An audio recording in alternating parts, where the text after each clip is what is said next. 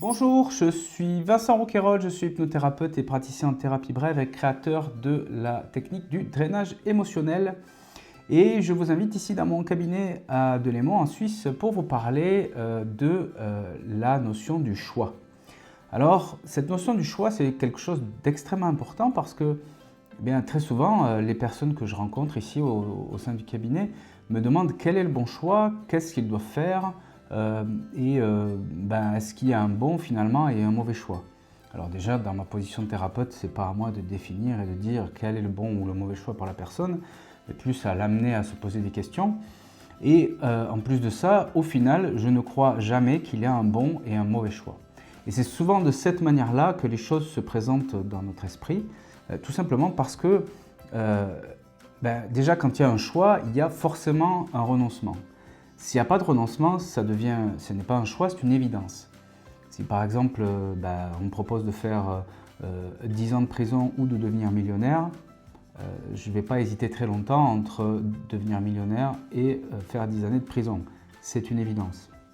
Alors cette évidence-là, du coup, pourquoi ce n'est pas un choix? Parce qu'il n'y a pas de renonciation.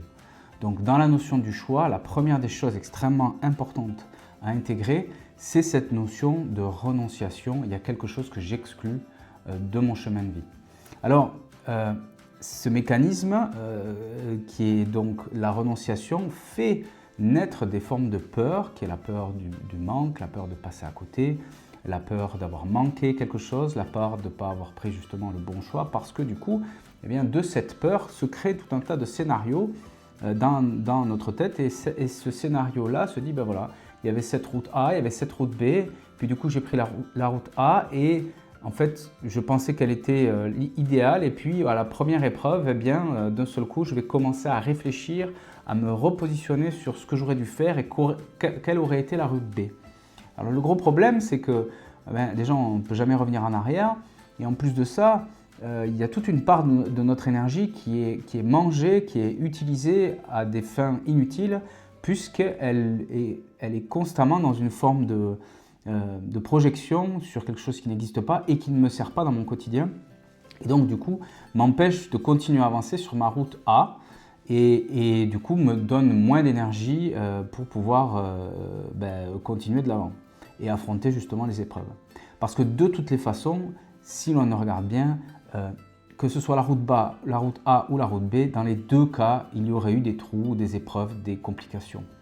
Mais souvent, notre cerveau, notre manière de réfléchir qui met les choses soit tout blanc, soit tout noir, pense qu'il y a un chemin absolument idéal dans un sens, avec une route parfaite, des fleurs, aucune épreuve, et de l'autre côté, une route complètement difficile et pleine de souffrance.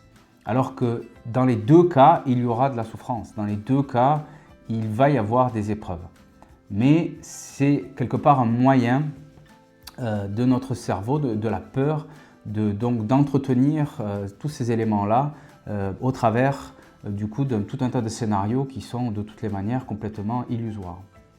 Donc, un des moyens de contrer ça, c'est d'assumer, c'est-à-dire de se pardonner d'avoir exclu quelque chose. C'est-à-dire la phrase thérapeutique la plus puissante que je connaisse donc pour apaiser ce combat intérieur entre ces différents regrets, ces différentes peut-être culpabilités, c'est cette phrase très simple, j'ai fait de mon mieux. À chaque instant, j'ai fait de mon mieux.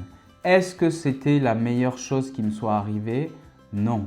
Mais est-ce que j'ai fait de mon mieux au moment où j'ai pris la décision ou au moment où j'ai fait l'action? Oui. Alors du coup, il n'y a strictement rien à se reprocher, j'ai fait de mon mieux.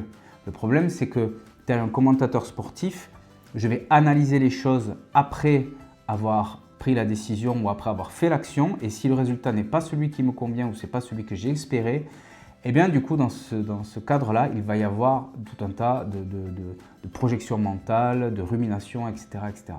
Alors, laissez de côté le commentateur sportif qui est en nous, qui commente très facilement ce qui s'est passé dans le match et les joueurs ont fait de leur mieux, le résultat aurait pu être meilleur, mais les joueurs ont fait de leur mieux, ça c'est sûr.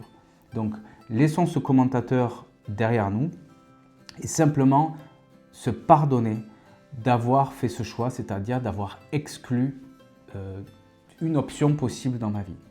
Alors bien évidemment que chacun d'entre nous, nous souhaiterions être dans une forme de, comment dire, comme si on avait un bus magique capable de prendre tout le monde avec soi et d'amener tout le monde quelque part dans un endroit merveilleux où chacun pourrait vivre avec moi et que les choses soient sans renoncement en fait. Mais la vie est faite de renoncement, la vie est faite de choix.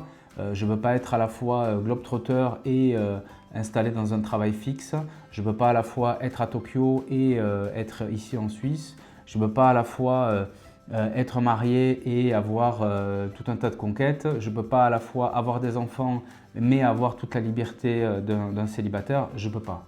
Donc du coup, à un moment donné, il y a cet élément-là qu'il convient de se pardonner, de se dire, ben voilà, j'ai fait des choix, c'est forcément un choix imparfait, mais ce choix, je l'assume, c'est-à-dire je me pardonne de l'avoir fait parce que c'était le meilleur choix que j'ai fait au moment où je l'ai fait. Et donc, éliminer la notion du bon et du mauvais choix parce qu'il n'y a jamais finalement de bon ou de mauvais choix.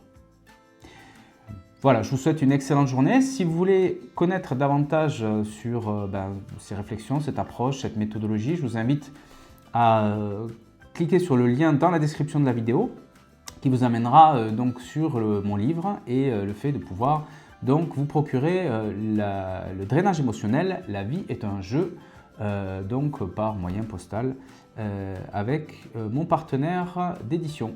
Voilà, je vous souhaite une excellente journée et je vous dis à très bientôt.